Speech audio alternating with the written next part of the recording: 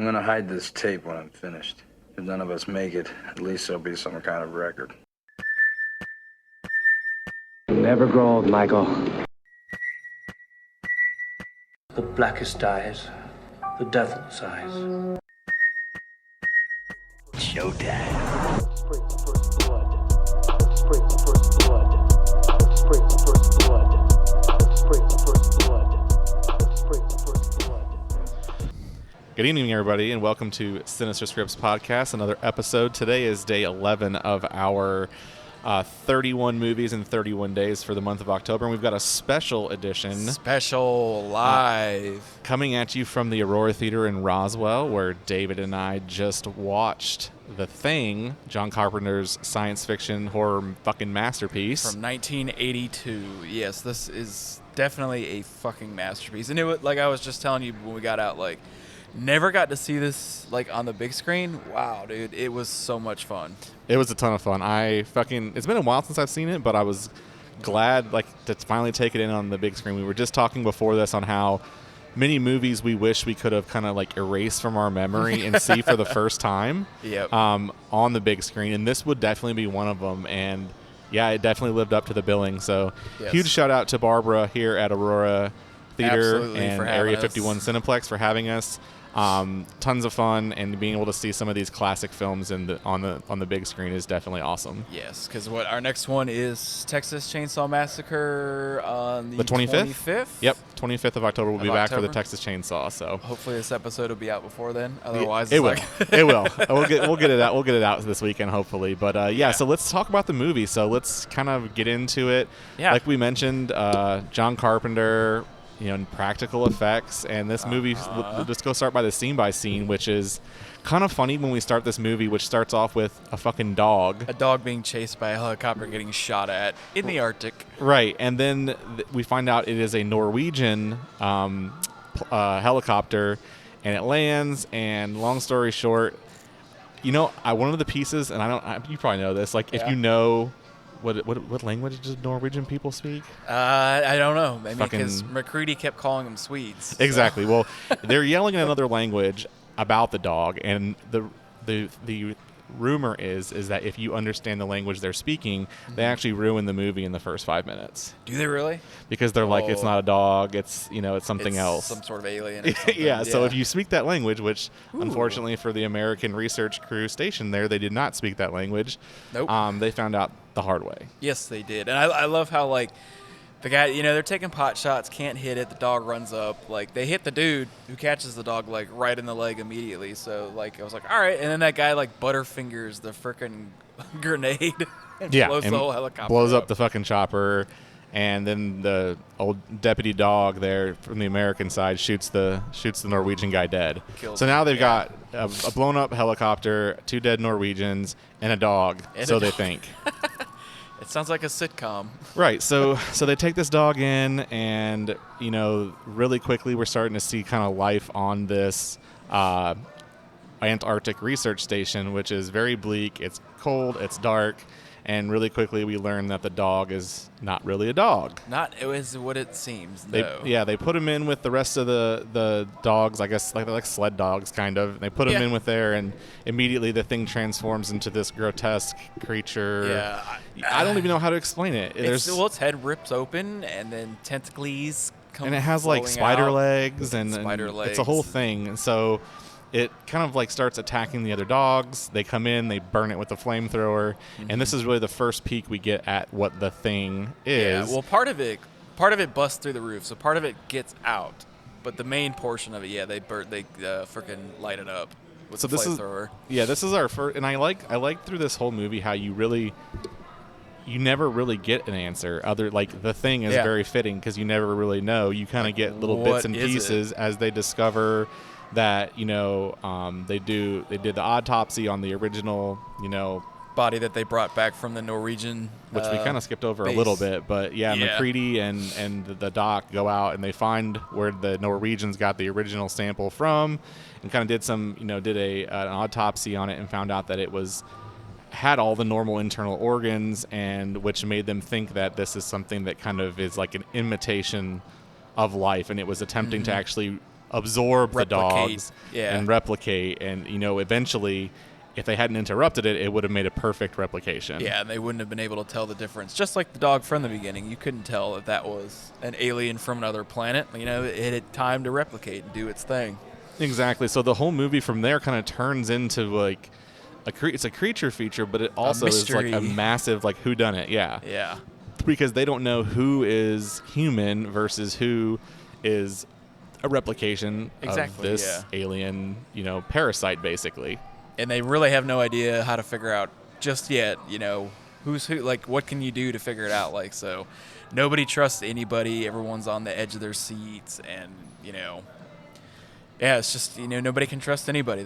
Everybody's freaking out, not knowing what to do. I want to talk a minute about like the cinematography of the whole thing. And like, I love how John Carpenter was able to kind of build this like hopeless environment to where you're in this place already that's unforgiving. Yep. It's freezing, whatever. I think he said at one point it'd be 100 below 100 zero. below, yeah. And like, there's really no communication whatsoever. Like they have it, but the guy's been trying for like weeks to get in contact with anybody. Right. So, they have really no outside contact to anybody. And even in every like little turn where there's like a glimmer of hope, it's quickly extinguished because you've got Blair, the doctor, Wilford Brimley, aka Diabetes, who kind of is running. I love the scene where he's running all the tests and like all the scenarios on his like his 1980 computer Commodore. Yeah, fucking running DOS. It gave him the answers. Right, where so. It basically gave him the probability that 75% chance that someone is infected, with the parasite. One or more, people are infected. And then like he gave a whole breakdown of if it got to a civilized area, how long it would take to infect the entire world, basically. Like 2,700 hours, something like that. So he basically kind of like lost his shit and like sabotaged them because he like, and so this is kind of the first part where I'm like, was it the organism or was it still the doctor? Because the doctor, as a doctor, when you realize something that bleak, you have, what is it, the Hippocratic Oath? You have the right, you have the obligation to protect people. Right. So if you're protecting people, he sabotaged the helicopter and the tractor so they couldn't get out, and then he goes inside and starts destroying all of the equipment for the radio to contact anyone. So my whole thing was like, was that him as the doctor trying to protect humanity? Yeah, I think so. Or was that the organism trying to also? I 100% think that he didn't turn into one until after he was locked up in the shed, and after he had put that noose up and everything like that. Yeah, I mean that's we could probably sit here and argue about it. Maybe, but you never know. That's the fucking beauty of this movie, I think. But if I had to guess, I'd say you're probably right, and I think that once he got like separated and they basically put him out in that shed. Yeah, I think at that point he was infected. He was batshit crazy beforehand, smashing everything, and he had almost every right to do so. Yep. But then when they go back to check on him at one point, he's like, "Hey, I'm all better now. Can I come back in? I'm all better." It's like bullshit. Yeah. Bullshit. So we kind of slowly just start to see them dwindle one by one, being infected and or killed off. Like they had the one guy that was shot while they were doing the blood test. They eventually figured out how we were going to test this blood, and McCready came up with the idea, which is to put blood samples in a petri dish, right? And like basically saying that an organism is going to fight, like meaning it's going to do everything to get away from a danger source. Yes. So he heats up a piece of wire with the flamethrower and dips it in the blood, and realizes slowly that some of them are okay, and then all of a sudden the blood jumps out of the thing. I love that jump scare. And they find a way to realize, I forget what was his name. Palmer. Yeah, yes. Palmer was the infected one, and the two poor childs and freaking Deputy Dudu tied to the freaking bench. Tied to the bench, and they're like, "Get me the fuck out of here!" Yeah, so Palmer was infected, and then what they called Window? Well, yeah, he kills Windows. Yeah, so he goes, and then so basically 2 birds, 1 stone. They're both gone because McCready burns them both, and the rest of them are kind of going out to check on Doc, and that's when we realize that he's gone. And that was the part that I didn't understand. Is like, I still don't get it, and I think you said it when we were in the theater. Is like, why the fuck they left Childs inside and 3 of them dip out to go check on the Doc? That part doesn't. And I'm like, sense. well, that doesn't make a whole lot of sense because you're kind of leaving And I understand for the movie, like, maybe that was the point, is like, what was Childs doing while they were... Yeah, because you're supposed to wonder at the end right, if he's so, infected or not. So they understand, they find out that the doc had burrowed underneath this shed, which I have a big problem with this. Like, this is not like soft mud he's digging in. This is the goddamn frozen Arctic. I mean, maybe that was already there and he just was bringing the stuff down to build a UFO. That's what I'd like to think. But I mean, I'd like to think it's fucking Wilford Brimley, dude. He can do what he wants. I know, but I'm just like, okay, like, has anyone ever tried to dig in fucking cold ground? Not like that. That shit would be ice. I've dude. tried to dig in like Georgia clay, not cold, and it's hard as fuck. Yeah, no, he definitely wouldn't have been able to do that. So I have a hard time, like, that was a hole for me. But I'm willing to look past it. You better. Because I think that this movie is as close to perfect as you can get. Yes. Like, I think everything from the look, the feel, the score is amazing. Yes, special effects. The special effects, like everything. I feel like this is like one of the last great films to like use practical effects. Like, I know there were a lot to that extent. I know there are a lot of 80s movies that use practical effects, but I feel like they did it. It was so perfect, and it fit with the genre, and it fit with what the story was. I mean, I can't think of another movie that looked that good using that much, practical effects. Off the top of my head, I can't.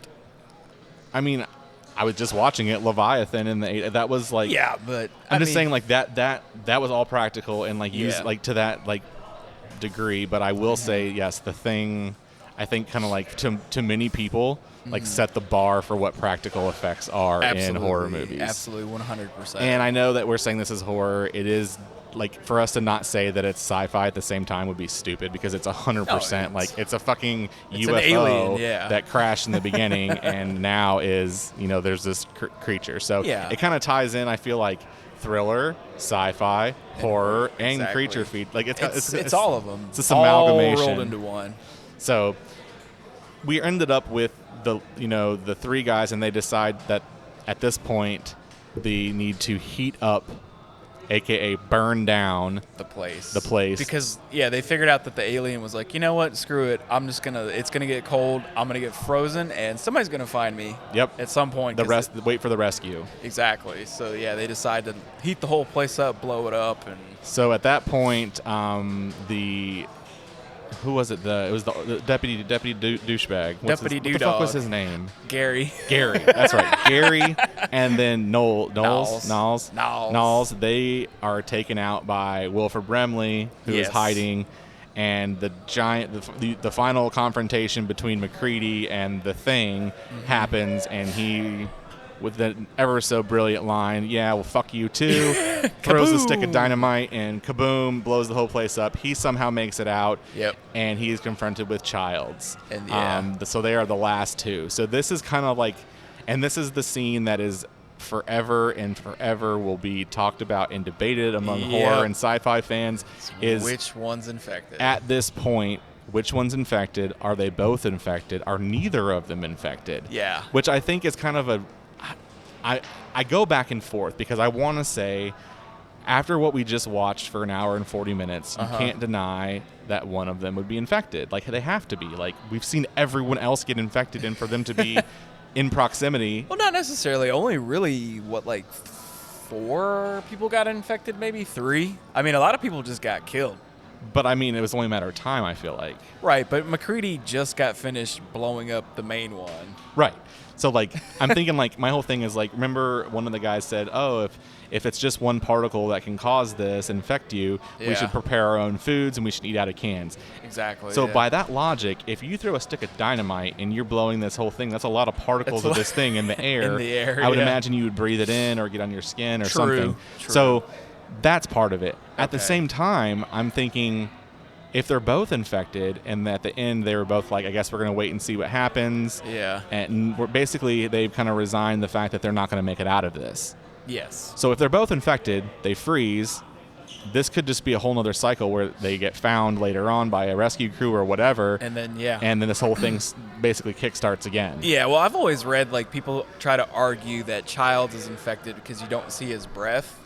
But you see it when he first walks up to him and he's standing there. And you can kind of see it faintly when like he's exhaling really hard, you can see it. Right. Now, obviously, it doesn't look anything like McCready's breath, so Right. like, that's where I see where people can get that. But I've heard that too. I've heard that argument. I kind of like to think that neither of them is because I'd of like- yeah, and because they then I'm just like, man, freeze they to just went death. through all this shit and they're accusing each other of being infected, and neither one of them are infected, and they're both just gonna freeze to death. yeah, I remember, Which is kind of a more bleak ending.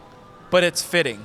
It's Right. fitting for this one. Exactly. I think I read somewhere, like, I think it was continued in, like, a comic book. Like, there's, Okay. like, an official tie-in to it to where I can't remember exactly which one is infected, which one's not. But then they end up, like, on a submarine or some weird shit, and I don't know. I'd have to research because I feel like I'm curious if John Carpenter ever confirmed, like, Whether or not not that I've ever heard. I think he wanted to leave it like this. and that's you know? kind of I feel like that's almost maybe a more perfect ending is the fact that we're sitting here like debating this. Yeah. How many years later? This was in 1982, so all these years Let's see, later. 42, because I'm 41. Okay, there we go. So 42 years later, we're still debating it, and I think that's perfect. And maybe that's why John Yeah. Carpenter's like sitting in. He's fucking having his Smithers eggs or his eggs. Yeah, and he's eggs sleeping on and- his bed filled with cash. Exactly. He's like these fucking dweebs are still arguing about this movie. I didn't even know the ending, but I'm glad Right. they're figuring it out. Like, so, I guess if my opinion is they're both human and they just froze to death. And I want to get behind that one too. Yes, that's what I think. But I mean, who's to say that if someone was like they're both Exactly. infected or one of them is and then infects the other one and then they freeze it, like there's a like an impossible like scenario there where like I don't know, maybe anything also could happen. bleak could be that hey, here's this ticking time bomb out in the Arctic that Yeah. eventually could destroy humanity again. So Or maybe Wilford Brimley survives. he did survive because he got diabetes all those years later. That's right. His mustache saved him. I want to bring this up because we're talking about The Thing. Did you see the fucking remake? You mean the prequel? Yes, the 2011. It was It's- terrible. It's because the CGI was garbage. I liked the idea of what they were doing with it. Like, it's the Norwegian station Right, but first. why do we need to know about this? We know what happened. I mean, because they felt like they could capitalize on it at some point. It was a cash grab. It was a cash grab, and like, wasn't it like they were using practical effects, and then they were like, "No, let's do CGI," and everyone was like, "What a piece of shit!" I don't because know. of it. I didn't hear that. All I know is that what I watched was wanting to fucking cut my eyes out with razor Oh, yeah, blades the because CGI I'm like, was awful. I'm like, this is 2011. It was 11 or 13. I can't remember. I but think it was 11. it was recent enough to where it shouldn't have looked like shit. No, for sure. And that's my whole thing. I'm like, you know what? I'm like, if Jurassic Park from 1990 fucking 4 can look that damn good and make dinosaurs, how Yes. come they couldn't figure out a way to combine practical effects and make CGI? it, yeah, and make it look good. Or if they were just going to use CGI, which they did, make it look better than I could on my fucking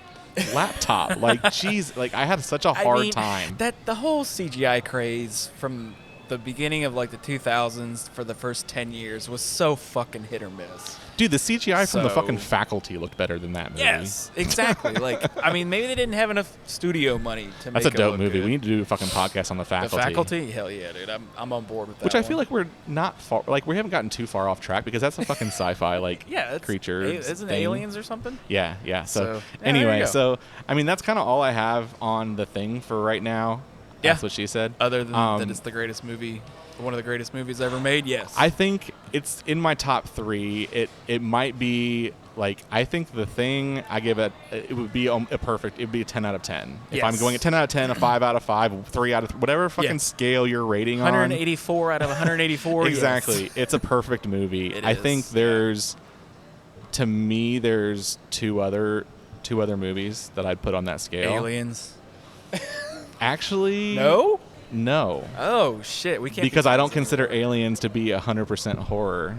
I think- Oh come on, man! Okay, Get I out think of it. Now you're just no. I think nitpicking. The Thing is a 10 out of 10. All I right. think John Carpenter's Halloween? is a Yes. 10 out of 10. Oh yeah. What other? Okay, so what's the third John Carpenter movie then? That's It's 10 my out of 10? no, it's not a fucking John Carpenter movie. It's Yeah, my fucking personal favorite, which is The Lost Boys. Is a 10 out of 10. Lost Boys. I mean, those are and Yeah. that's why everyone that listens is going to be like, this fucking guy sucks. He Like, put, how God, Lost dare Boys he put again? the Lost Boys? Like, Jesus Christ. Those are the 3, I think. And you could Terrifier 2 should be a 10 out of 10. I'll fucking. You know what? If someone hands me Terrifier 2 in my Halloween bucket, I will commit war crimes. Yeah? I hear you. That movie is not good, and we're not going to. And you haven't even watched it, and you know it's not I don't good. need to because I watched the first one, and and they're like, hey, it's the same fucking movie but more gore. Plus, I told you it wasn't good. Right, and the fact that I'm like, do I want to watch 2 hours and 15 minutes of that shit? No, it's longer than that, dude. I don't need it. It's like 2 I hours don't and need it. 40 minutes or some stupid shit. And I feel like we're going to get hated because the people are walking out of Terrifier 3 right now. And don't listen to that guy earlier who was saying, like, oh, they bring up some of the backstory. No, they don't. Yeah, I was like, you're wrong, bro. Like, no, they don't. You're wrong. I'm sorry. Listen, I respect everyone's opinion, and it doesn't mean I have to agree with it. It's true. Because yes. that's why horror is so great, because you can love what you love, and you can hate what you hate. And people might hate on me because I love The Lost Boys so much, and I give it a 10 out of 10. Yeah, you probably That's will. fine. There's a lot of people that are like, you know what, Near Dark's a better movie, and it came out the same fucking year. Well, I'd like to think they're 1A and 1B. They're different. But, I mean... Yeah. Maybe you could argue Aliens. Or Alien could be a perfect 10 out of 10. Mm-hmm. I'm fine with those arguments. But I don't think, my point is, I don't think that there's 10 horror movies that are 10 out of 10s. Oh, not anything after a certain year, that's for sure. Like, is there anything recent that's like a 10 out of 10? No.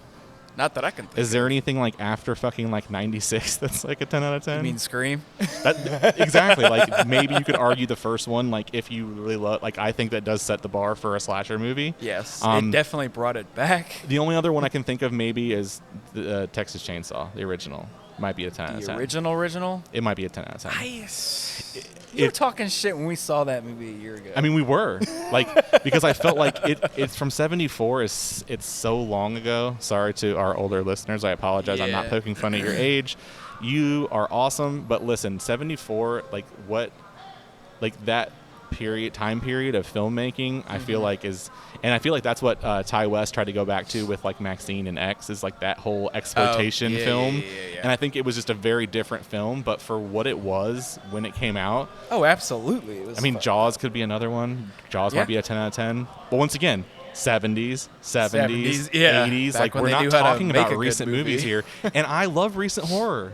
I think there's recent a lot horror of is good great. stuff. This year, But it's just- 2024 has been a fucking banger year for horror movies. But all right, 30 years from now, are they going to be like, oh man, this such and such movie is such a classic? That's like, my argument. Like, are you going The to look at Terrifier Exorcist. 3 and be like, Fuck no. and be like, man, that was a great, like, oh, it's a classic. No, I Yeah, think the it's character. up there with Halloween and Exorcist. No, I think Art the Clown is a great character. Oh, for sure. But I do not think that these are going to be classics. I don't think I'm trying to think if there's anything I've seen where I was like, man, Blown away. Like, I mean, even can't. there's a lot of A24 fans out there who love like Midsommar, however you say it, and love Hereditary, and even those, and even Jordan Peele, who I think is brilliant. I think Get Out was great. I think Us was great. I think some of his stuff is really, really good. I didn't like Nope. I didn't like Nope either. But, I didn't think it was good. But either way. I do think he's a really good horror director that has like really like rejuvenated like young people's interest in horror movies. Yeah, for sure. But I'm thinking about all these and I'm like, I don't know if these are going to be classics in 50 years. But at the same time, the argument against that, the argument against that is like, when Beetlejuice came out, did anyone look at that and say, man, this is going to be a fucking cult classic in 30 years, 40 That's years? true, yeah. Probably not. Like, same thing with Scream and, Halloween and a lot of these movies is they were making it for the time and didn't realize the impact it would have. So, I don't know. Maybe our old asses in 40 years are going to get on here and be like, back in my day, horror was different. Now it's just virtual reality. You had to hang a girl upside down naked and saw her in half. That was what we, yeah. So That was I don't horror. fucking know, man. Like, maybe we'll revisit this, but it is interesting. Yeah. No, it's a that fun topic to talk that about. in 2024 we're sitting here and we're still like, man, all the best horror movies are like older than us. Older. Not all of them, but a good bit. Well, like 3 or 4. Now I want to look at the Cubs jersey. That's what I'm talking about. That jersey is awesome. The beauty of being I like your alive. jersey. Sammy Sosa, baby. So we kind of have gotten off track here, but A little bit. this movie, I want to go home and like watch it again now. I'm not going to because it's 10 o'clock and I'm old. Yeah. I really want to show my son this, but this is how you make a fucking good movie. It is, but like, man, like, how old is Jones? 11? He'll be 11 next month, yeah. But I mean, how old? I'm trying to think. How old was I when I first saw this? Yeah, but I that's couldn't why have we been that have a much horror older. movie podcast. That's why we're like Yeah, we're fucking degenerates. That's why that's why I'm in therapy. No. Like I don't know. I'm like Charlie's been asking questions. She's like, I was watching on like Disney Plus now since they've acquired a bunch of shit. Yes. Like Aliens. It's like on when you go to Disney Plus. It's like it's on Disney Plus. Yeah. Oh shit. Like, but so Okay. like the little movie cover art is there, and Charlie's Yeah. like, "What's Aliens?" And I'm like, "Oh, like what?" And she's like, "What screen? Like what are these like things?" Because she sees them, and I'm like, and she's like, "When can I watch that?" And I'm like, I don't know. Like I don't know what the answer is. Like, Yeah, I mean, like Jones is that age where I can show him some stuff, but like some stuff he doesn't want to watch. has I'm he like, watched Child's Play? No. Okay. I mean, that fucked me up, so I don't want to. I know, but like him. I'm trying to like Charlie keeps asking, and she's like, "Is that one? When can?" Because I guess kids at her school have said that they've seen Chucky, and I'm like, "Dude, you're in second grade. I don't know." They may have seen like 5 minutes of that sci-fi show or whatever. Yeah, that they which is had. canceled. It wasn't. I didn't like it. I only watched the first season. I'm just trying to think. I'm like, what horror But I tried to get movie- him to watch Tremors. I'm like, it's PG-13. Dude, that movie fucking like, rips. But he was just like, meh. But I was like, check this part out. Check this part out. When they shoot up the worm. I'm like, dude, watch this. This part Jones, is awesome. if you're listening, if you like, you're not dead to me. But Tremors, how dare you, sir? dare you, how sir. fucking dare you, Jones? Tremors is a fucking classic. Yes. Like, it but yeah, is. that would be a good gateway one. I'm Mm-hmm. trying to think of some other ones that are like PG-13. Yeah, that's not like too crazy Yeah. or like shit where they're like, what's sex? You're like, fuck. The problem is that like PG-13 in like the older horror movies is like R today. Like, Some of them. Some of them are like. I thought Tremors was R. I didn't know it was PG-13. But like, Yeah. it probably. I feel like if it came out today, it might be R. I don't know. I don't think there's enough to. Did they say warrant fuck in it? I don't think so. Okay, I feel like that's like the threshold now. Well, you can They're like, say "Oh." it one time. Right, which is yeah. Okay, all right. Well, we're getting off track here, but It is what anyway, it is. Hey, thank you for joining The Thing.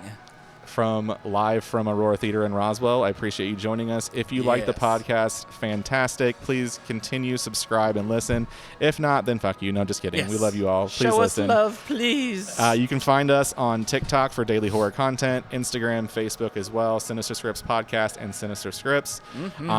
If you're interested, drop us an email, sinisterscriptspodcast@gmail.com if you want us to watch a movie. Yeah, We love send us some interacting with shit. our fans, and if you are watching anything other than horror, you're the worst. No, I'm just kidding. Did you see that lady that on TikTok? Did you see the video I posted? The Karen lady? Yeah, or- did you actually watch her video?